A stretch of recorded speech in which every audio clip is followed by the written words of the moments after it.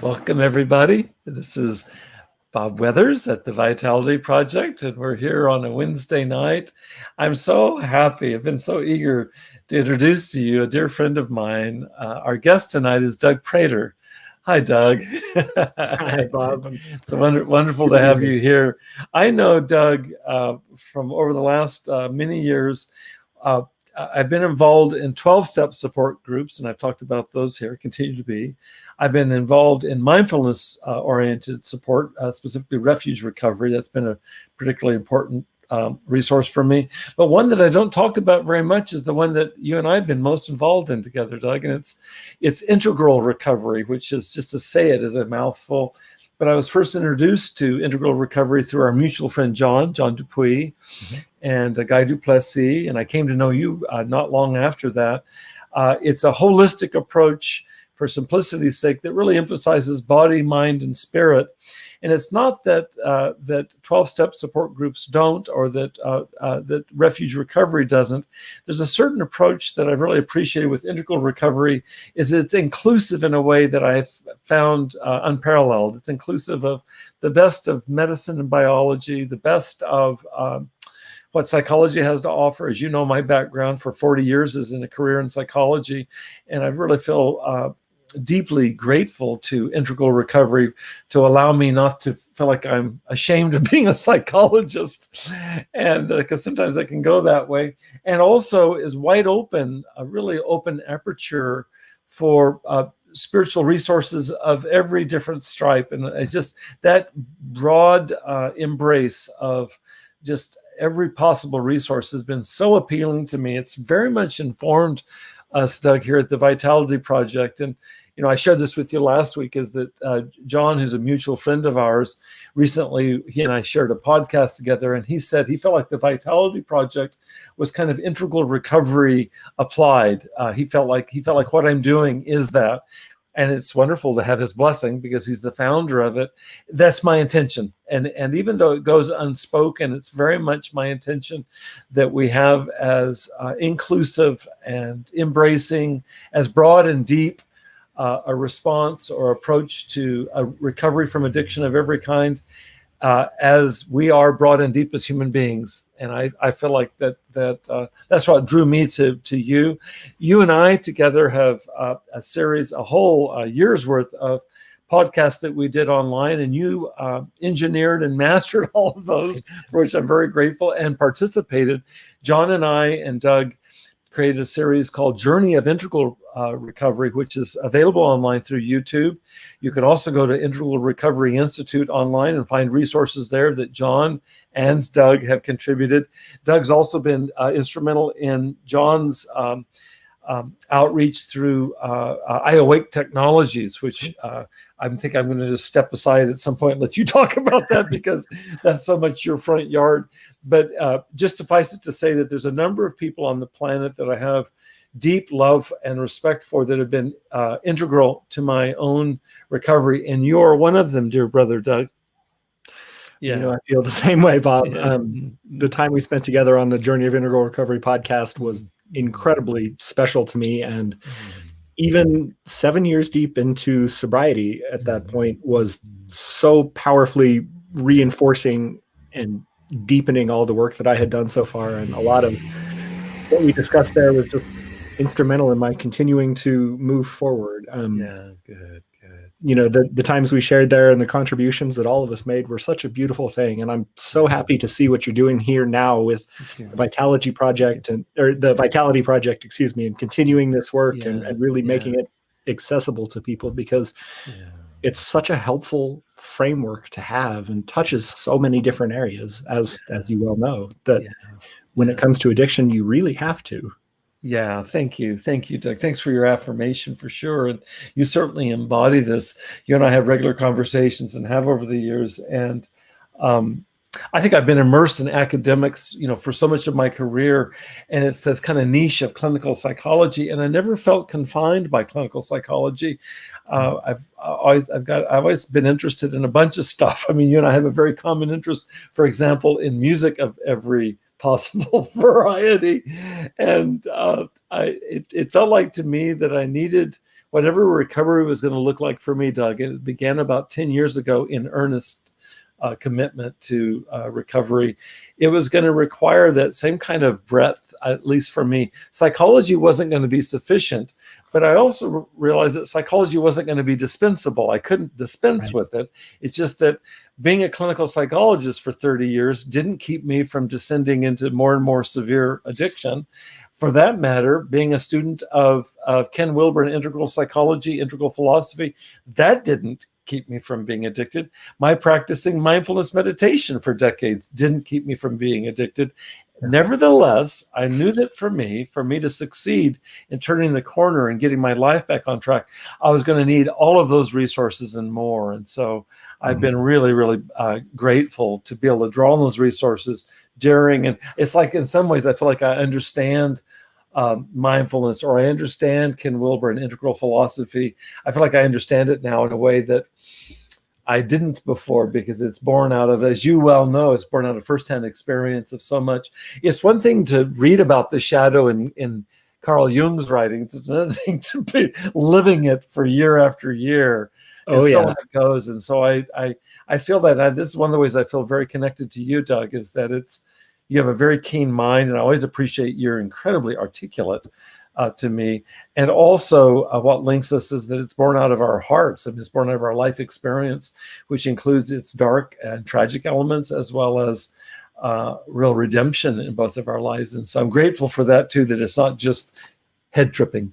Right. It definitely can fall into that place. And, I don't share your deep academic background, but have been sort of an autodidact on a lot of these fronts. You certainly have been. You certainly have been. Yeah. Years and years. And so more informally educated that way, aside from a degree in music, which of course finds us in that way. But for me, the knowledge of all these different things wasn't enough to keep me from it either. And it wasn't enough to get me sober. It really, for me, was about the combination of all of these things deeply embodied. It was doing the practices and doing the work day in and day out in all of these important dimensions: mind, body, the spiritual work and meditation, and continuing to engage with a community, to interact with people. And while I did attend plenty of 12-step meetings, it was engaging in broader society in a context that was not entirely about my addiction either, rebuilding a network of friends and relationships and a different kind of context there to regain faith in myself and a place in the world. And with that too comes another dimension on which you and I have bonded, and you mentioned it, is the music. I think it's so important in all of this to have something that really lights your fire and makes you come alive to engage with, so that all the hard work of looking at the shadow and confronting all those terrible things that can come up and that we have to face, so that there's a lighter side to it and something to keep us moving forward and something to move towards as opposed to just move away from. Yeah, I love what you're describing. I wasn't anticipating this, but of course, that's why we're here together. It's what we don't anticipate.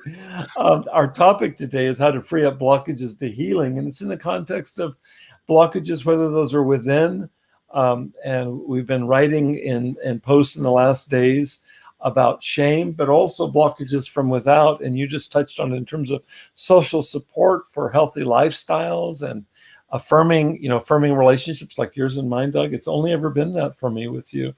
But I had a thought as I was listening to you, which I wasn't prepared for. Yesterday, I lead 3 treatment center groups at one location a week. I do about 8 groups a week, and 3 of them happen to be at the same location, so every other day basically. And then there's a 4th group where I actually lead a group that is involved in providing training for the facilitators of the groups when I'm not there. So I feel very, very engaged with this treatment center. I really have great respect for the medical director, who's the owner, as well as the clinical director, who's a longtime friend of mine, a clinical psychologist. Deep respect. I love what we're doing there. But yesterday I came into the group, and I can't remember what triggered it, but we got into talking. The content of the group was I started by sharing that when I swim every morning, and you and I've talked about this, when I swim every morning, that's part of my quiet time is when I'm swimming. Kind of by definition, when you're swimming, you can't listen to earbuds. You can't really be on the cell phone. And I've come to really value that. Over the last couple of years, I've been swimming pretty much daily. And so I shared yesterday, and it was really kind of tongue in cheek. I shared that one of the things I do is I memorize poetry when I swim. And it led to a humorous and incredibly delightful, and I think really generative conversation, which is, for the loose title, I said, would you guys be willing to share weird shit that you do? That was really how I framed it, so that it doesn't get too precious. And so we went around the group, Doug. It was really incredible. There wasn't a single person in the group, including all the facilitators. I mean, I asked everybody to share that everyone shared something they do that's kind of idiosyncratic or weird, so to speak. And it was non-overlapping. There was no redundancy. And every single thing that people said, I felt is directly related to what you and I are talking about today. But also yesterday, there wasn't a thing that was mentioned that doesn't serve each person's unique kind of form of creative self-expression. You know, for you and me, among other things, it's music. One guy talked about he's a former Marine, getting into doing push-ups, pull-ups, and sit-ups every day. So he's really reaccessed that. Another guy actually showed us he sharpens knives with a whetstone. He showed us that. I do my memorizing of poetry. We have a chess player. One woman talked about talking to herself. I just loved the conversation. And there was something spontaneous about it and contagious. You could feel that as people began to share, kind of let down defenses and share this thing that they don't really necessarily broadcast, that we're all in the soup together, wanting to access whatever it is that stimulates and encourages our unique signature. And there it was yesterday. So you reminded me of it right now, talking about how essential these things we do are. Well, I don't do this particular one anymore, but early in my recovery, I was fairly involved in the acting world, as you and I have talked about a little bit too. And an important part of my recovery as well was I started getting back into weight training again, really focusing on the physical component of well-being there. And so I would work on my monologues in between sets. I'd put the weight down, go practice my monologue. Then That's it right there. That's it right there. I have to tell people, Doug, you know why I'm laughing, but no one will know why I'm laughing. And Doug, I'm not a television watcher, so I'm going to embarrass myself here. But I believe what I've seen are scenes from you. And is the TV show called Walking Dead? Oh, yeah. That's right. I forgot that we had that little viewing. You guys have got to check this guy out. He's completely unrecognizable. I know that you have a really robust acting career, and that's the only images I've seen.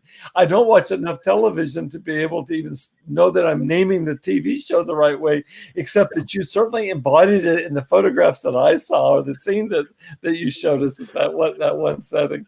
But the image of you working on monologues for that, and then going to lift really does conjure images. Yeah.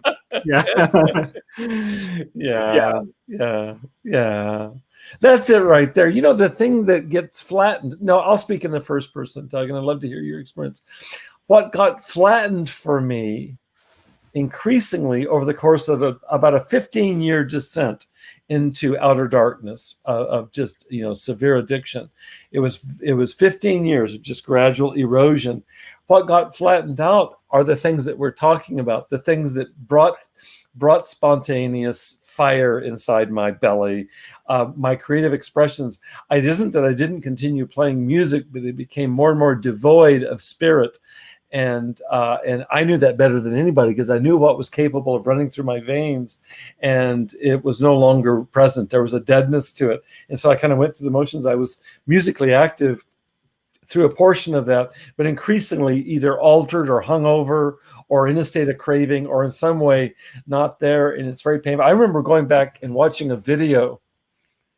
Doug, it was while I was still in addiction. I remember watching a video of one of my performances, drumming with a band. And it was an incredibly gifted band I played with, and I couldn't even watch it. It was so painful to me, because I know, you know this yourself with your music and other art forms. I know how I can drum, and it almost felt like I was it's almost like the feeling I had when I was in active addiction of looking in a mirror, and I couldn't stand to look at myself in the eyes because I felt like I was a dead man walking, honestly. That's what it looked like. That's what it was like to watch myself drumming. It was so painful. I've never told anybody about that. I couldn't stand to watch it. I put the music, the video away. I guess like a bandmate sent it to me, and it was so extraordinarily painful. And it didn't stop me. It didn't stop me, but it certainly caught my attention. It's like, that is not okay. Like looking in the mirror and realizing that there's a vacuum where there used to be a Doug or a Bob. That's not okay. Yeah, I definitely share that experience of looking in the mirror and just the unbelievable amount of shame and self-loathing and everything else that comes up. I definitely can relate to that. And I also can relate to the falling off of that and knowing the creation, of the passion, of the drive that moves forward. Even over the last 2 years or so, I've been going through some things too. And that was the first thing to really go. As I struggled through some depression and some other things, there was the enjoyment of music, the enjoyment of story, the enjoyment of any of those things that used to mean so much to me. And beginning to reclaim those things and get them back has been powerful to me now, like it was early in my recovery too. When I was deep in my addiction, I put my music away. I shut my guitar in the closet. I didn't touch a keyboard. I stayed away from it for years. And it wasn't until I rediscovered those things that I was able to pull myself out. You remind me of something, Doug. I wonder if you've had this experience. I think I compute slowly. What I mean by that is I think I can be depressed and not know it. It's like I'm too close to the canvas, and so I don't see it. And so over my adulthood, and particularly it's around addiction, but I with you have certainly experienced depression that was not directly related to my addiction. I've been in sobriety now for 10 years, and I've experienced times of depression, especially early on, but even since then. Life is what it is, the slings and arrows. And one of the ways that I can tell that I'm depressed, an early sign, it's like almost like if you wake up one day and your head doesn't feel right, you're on the verge of maybe catching a cold. Well, I've got a version of that with depression, and my version of that is that I always love music. I always love music. And I don't when I'm getting depressed. It begins to lose savor, and at its worst, it's just completely a flat line. And so I can tell it's almost like a prognostic it's like a red flag. It's like, uh-oh, Bob.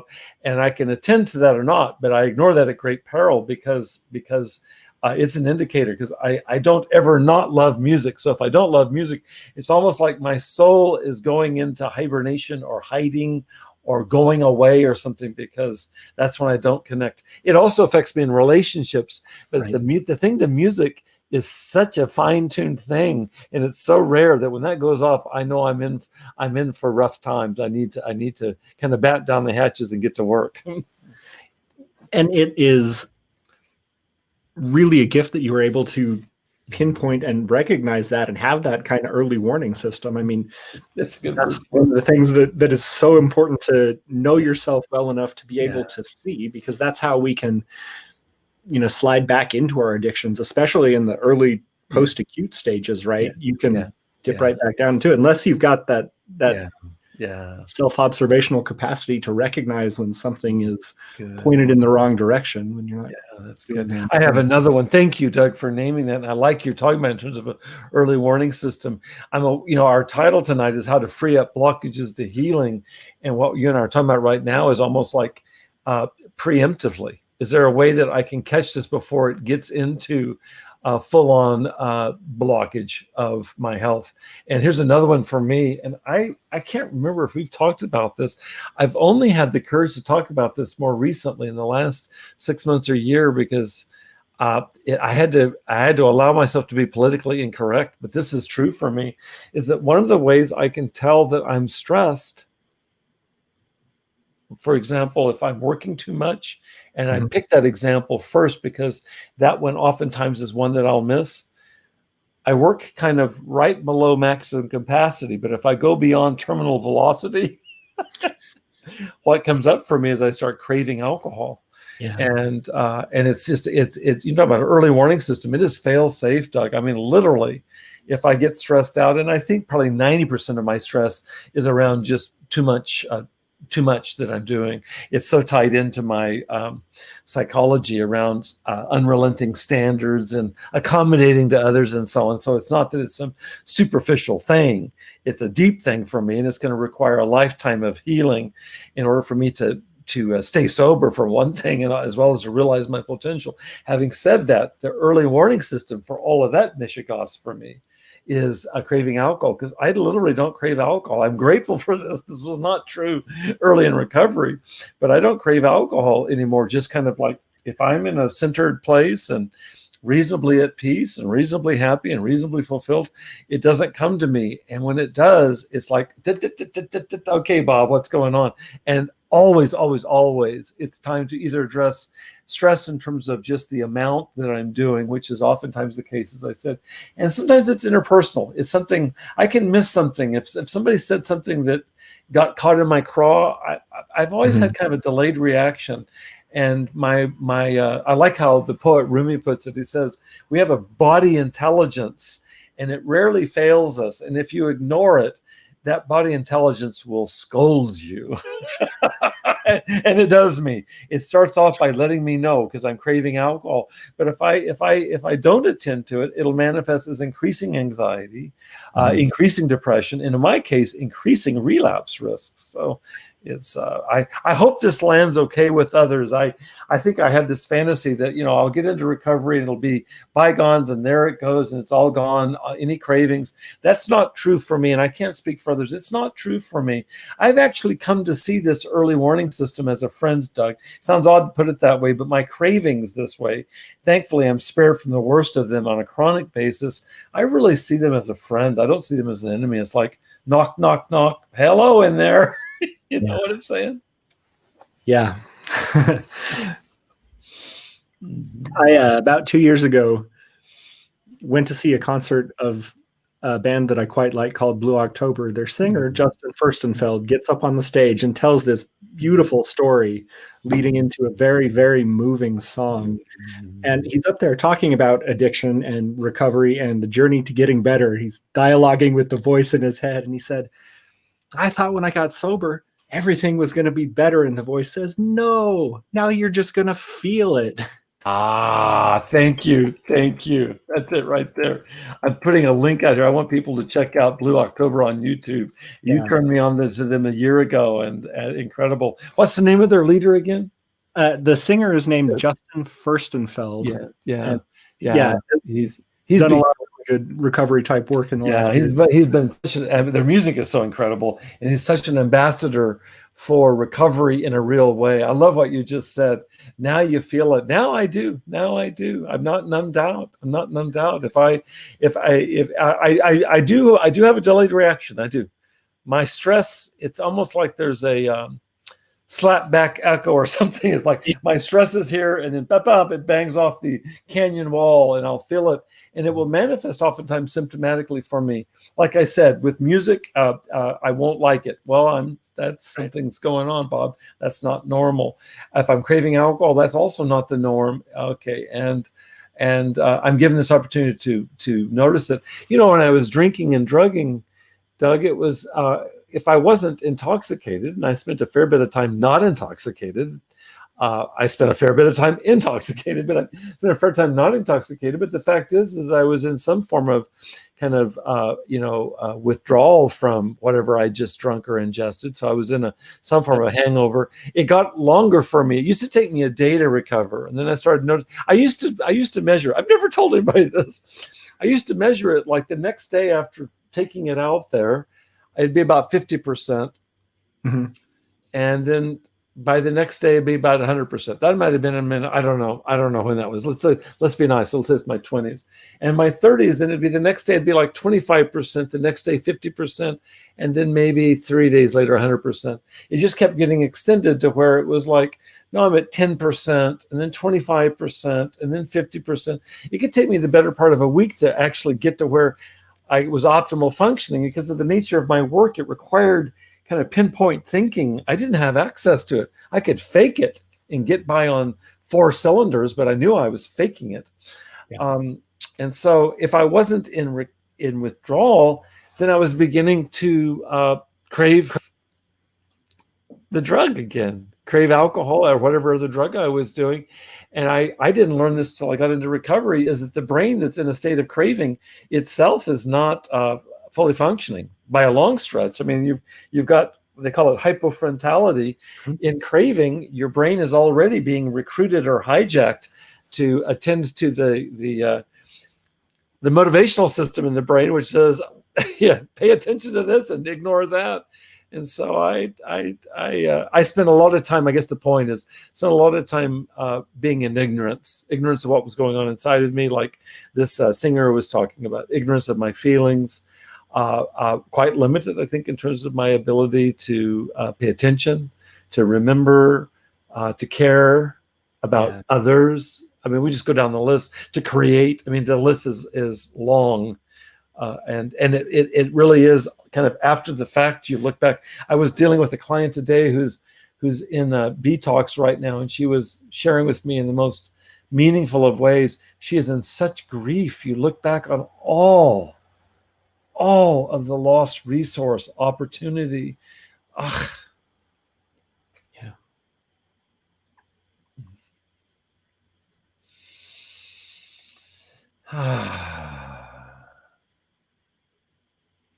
There's a big place for grief in this process, isn't there?